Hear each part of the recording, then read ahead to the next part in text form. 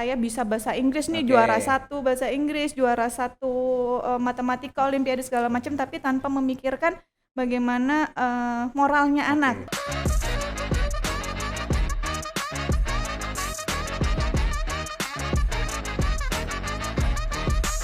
Ngobrol-ngobrol, ujuk-ujuk. Jumpa lagi dengan Pojok Papat, ngobrol-ngobrol, ujuk-ujuk sepakat. Saya Bina Wiyantara sebagai host di sini, dan pada saat ini kami akan menghadirkan sebuah program wawancara khusus dengan calon legislatif dari Partai Golkar. Dan untuk saat ini kita akan berkenalan dengan Mbak Kartika ya. Halo. Ya, selamat apa ini sekarang? Sore. Selamat sore. Sore, oke.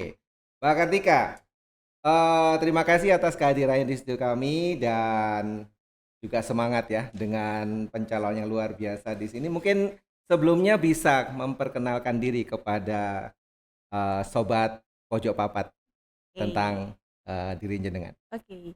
Selamat sore para sobat Pojok Papat. Jadi gimana ujuk-ujuk? Ngobrol-ngobrol, Oke. ujuk-ujuk sepakat. Ngobrol-ngobrol, ujuk-ujuk sepakat. Sekarang kita udah pakai kuning nih Mas, Oke. berarti kita sudah siap untuk menang ya Partai Golkar. Amin.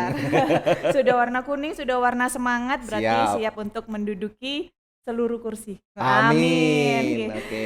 Perkenalkan Pojok Papat, saya Kartika, nggak ada nama panjangnya, nama saya cukup satu kata, Kartika, Kartika. cukup pendek dan Tapi cukup penuh makna. Nah, ya. cukup harus diingat. Harus nggih. diingat. Oke. Insya Allah saya akan mencalonkan diri saya sebagai calon legislatif dari Mhm. Partai Golkar di Kecamatan Klojen Kecamatan khususnya. Klojen, oke. Nggih, gitu. Kalau misalnya kenapa sih nama saya pendek? Jadi saya Heeh. juga kemarin sempat tanya ke orang tua saya, "Ma, Oke. kenapa kok nama saya pendek ya?" Mhm. Sebenarnya nama pendek dan penuh arti, bener tadi Penuh arti katanya. ya. Nggih. Oke. Kartika itu namanya 7 bintang kalau 7 dalam arti. bintang. Nggih, Oh, berarti saya luar biasa. itu lahirnya di malam hari. Oke. Dan saya mau ditempatkan di mana saja insya Allah akan menjadi bintang. Amin. katanya Luar gitu. biasa. Keren. Amin. Nggih. Karena Mama menyiapkan nama saya hanya satu kata, disiapkan untuk nanti saya diisi dengan gelar-gelar saya. Oh, Wah. yang panjang Yang gelarnya gitu. panjang. Oke. Nggih. Karena Siap. ngapunten keluarga saya semuanya adalah keluarga pendidikan, Oke. termasuk saya akhirnya mau tidak mau akhirnya terjun di dunia Dunia pendidikan. pendidikan. Oke. Nggih, Ya, gitu. Mbak Kartika. Jadi Ahmad, latar belakang pendidikan ini mungkin yang mendorong Ya, jenengan untuk. siap, benar. Kira-kira apa ya? Dari situ motivasi apa yang membuat jenengan berani untuk mencalonkan diri pada masa pemilihan saat ini? Nggih. Kalau berani akhirnya saya terjun di politik ini, apalagi Mhm. saya akhirnya turun di calon legislatif, Mhm. karena memang saya basicnya 8 tahun di dunia pendidikan, Oke. saya berkecimpung langsung di dunia pendidikan, jadi ini PAUD PAUD Kartika. Kartika Pradana. Mhm. Nah, berarti di situ saya sudah kurang lebih 8 tahun menggeluti dunia pendidikan, kok Oke. dirasa saya kemaruk ya kalau misalnya saya hanya menggunakan ilmu saya, menggunakan apa yang sudah saya peroleh di bangku kuliah maupun di usaha saya hanya untuk mengembangkan keluarga saya sendiri, ngapunten untuk membiayai keluarga sendiri dari usaha tersebut. Oke. Dan akhirnya saya sudah mengabdi dunia pendidikan 8 tahun, Mhm. kok saya kepengen mengabdi yang lebih luas lagi. Oke. Dan khususnya di Kota Malang ini. Oke. Dan itu akhirnya ya yang membuat saya tertarik, yang membuat saya, karena saya sudah 8 tahun ya, sudah tahu lika-liku pendidikan lah istilahnya, Oke. plus minusnya pendidikan seperti apa, kok saya merasa gatel nih, Oke. kayaknya saya harus berkecimpung langsung nih untuk Ya. perkembangan pendidikan Kota Malang, dan Oke. akhirnya saya turun langsung di Oke, calon Mbak legislatif. Kartika, dari pandangan tersebut, kira-kira gambaran ke depan yang diharapkan itu mestinya visi atau misi jenengan yang Oke. bisa diberikan atau disampaikan kepada masyarakat nantinya, Oke. yang kira-kira membuat mereka bisa mewujudkan ini, otomatis kan Mbak Kartika harus lolos nantinya. Nah, kira-kira apa yang bisa diberikan kepada masyarakat sesuai dengan gambaran ke depan seperti apa? Diberikan mana ya? Maksudnya Visi misinya visi jenengan. saya. Ah.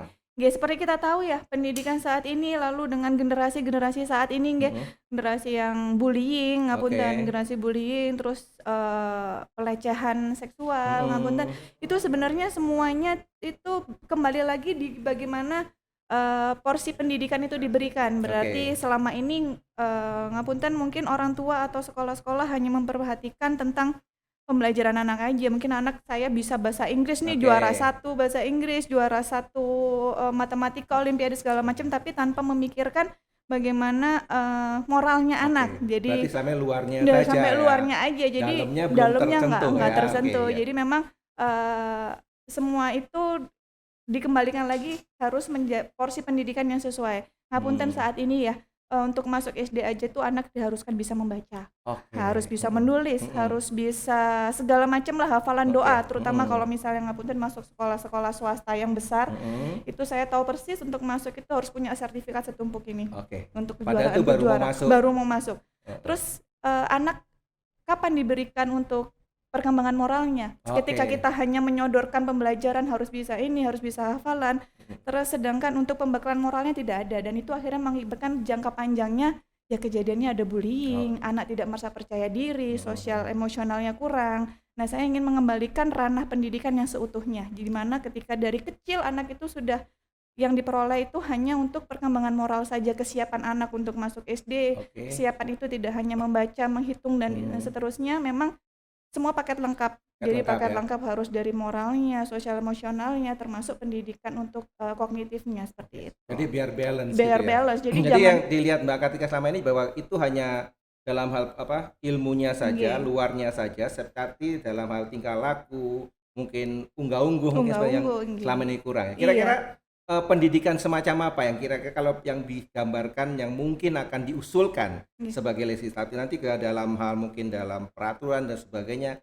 gambaran seperti apa yang kira-kira akan diusulkan saat sudah terpilih nanti? Yang jelas peraturannya sih yang harus diubah. Peraturan seperti apa ya? Peraturannya seperti sebenarnya sudah tertera jelas untuk persiapan masuk SD itu tidak harus bisa membaca, nulis, menghitung, tetapi harus tindak tegas. Jadi ketika memang ada laporan masuk anaknya harus bisa ini, harus benar-benar tindak tegas, langsung didatengin. Kenapa kok jadinya menerima harus bisa harus bisa baca tulis hitung. Memang harus peraturan itu dibuat untuk dilaksanakan, peraturan itu dibuat untuk menjadi acuan hukum, bukan untuk akhirnya dilanggar. Ngapunten. Ya, peraturan dibuat untuk dilanggar gitu. Bukan kayak gitu dong, tidak untuk dilanggar. Oke.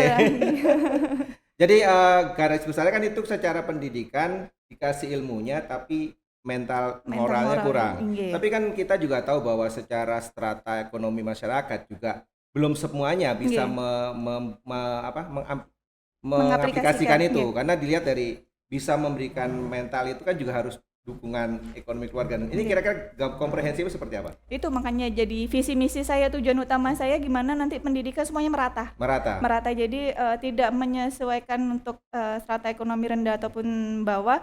Saya harapkan semua strata ekonomi bisa mencapai itu sih. Jadi gitu untuk ya. kegiatan-kegiatan, jadi mungkin untuk ke sekolah-sekolahnya jangan muluk-muluk tentang ilmu aja deh, pembelajaran aja, mungkin ada tambahin ekstrakurikuler untuk ekstrakurikuler musik, nanti musik atau karate, di mana nanti anak itu bisa mengeluarkan emosinya di karate, tapi bukan berarti tinju itu harus di orang.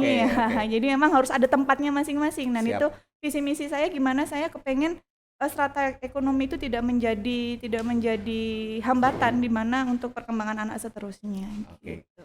Ya, terima kasih Mbak Kartika, luar biasa sekali ya. Mudah-mudahan dengan visi misi itu dan juga dengan gambaran dan harapan itu bisa membawa jenengan terpilih nanti. Amin. Dan untuk sobat Pojok Papat dimanapun berada, ingat ya, ini Mbak Kartika akan mengaspirasikan aspirasi jenengan.